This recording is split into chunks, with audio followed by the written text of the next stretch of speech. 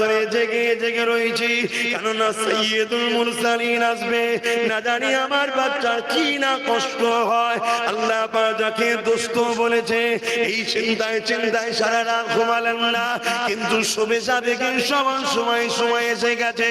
আমি হঠাৎ করে ঘুমটা পেয়ে গেল, আমার চোখটা বন্ধ হয়ে আসছে, আমি আমেনা ঘুমিয়ে পড়লাম।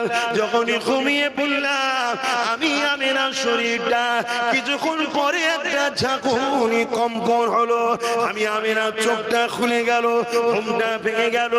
আমি আমেনা তাকিয়ে দেখি আমার ঘরটা আলোয় আলোকিত হয়েছে, শুধু আলো নয়, সামনে যে প্রাসাদ পর্যন্ত আলো হয়েছে। আমি আমিনাটা দেখতে পাচ্ছি, খাশাসুল কুবরায় লেখা আছে মাগরিব থেকে মাশরিক পর্যন্ত আলোকিত হয়ে গেছে।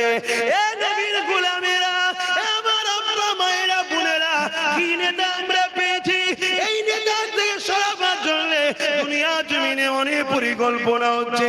একদল প্রকাশ্য পরিকল্পনা করছে, আর একদল মুসলমান সেজে আমাদের ঘরে নবীকে সরাতে লেগেছে।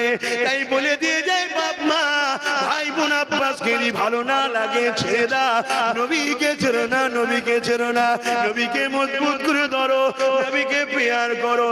কি নবী আল্লাহ দিল। আম্মা আমিনা বলতে লেগেছে, আমি এই নূর কোথা থেকে আসে।